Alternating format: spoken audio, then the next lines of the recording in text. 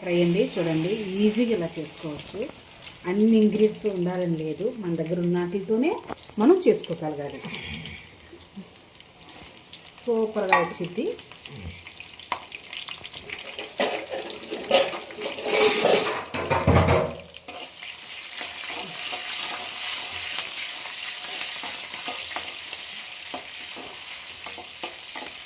వెల్లుల్లిపాయ, పచ్చిమిరకాయ, ఎండుమిరపకాయ, కరివేపాకు ఓన్లీ అంతేనండి. తాలింపు నేను వేసేది.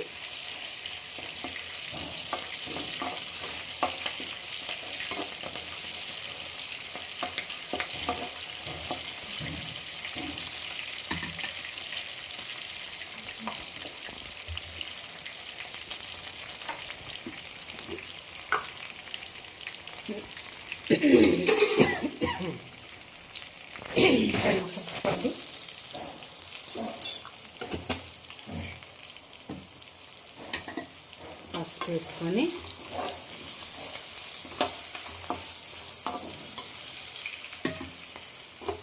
అవి వేగినాక దొండకాయలు ఇలా వేసుకోవాలి.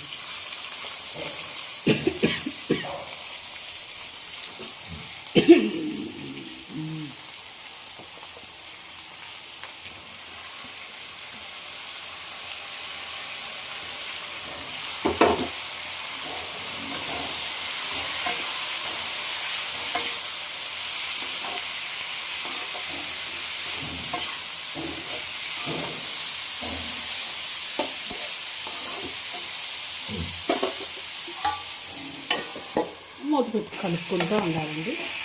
ఇలా కలుపుకుంటూ ఉంటే అవి మగ్గుతూ ఉంటాయి. షుగర్ పేషెంట్కి వాటికి కూడా దొండకాయ చాలా మంచిది. ఇన్సులిన్ దీంట్లో పుష్కలంగా దొరుకుతుంది అంటారు. మరి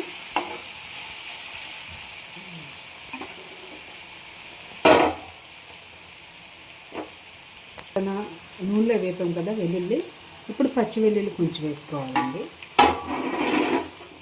పచ్చి వెల్లుల్లి కొంచెం వేసుకుంటే టేస్ట్ కొంచెం మంచిగా వస్తుంది. ఉప్పు అప్పుడే వేయకూడదు, ఎందుకంటే అవి బాగా ఫ్రై అయినాక ఉప్పు వేసుకుంటే బాగుంటుంది, లేకపోతే నీరు వాటర్ వస్తుంది.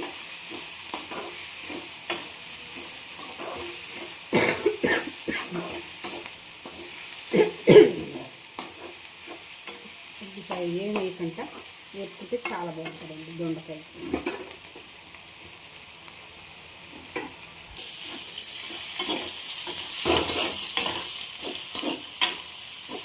చూసారా ఎలా వేసిందో? చక్కగా ఎలా వేస్తే మంచి టేస్ట్ ఉంటుందండి. ఇందులో వెల్లుల్లి కారం వేసి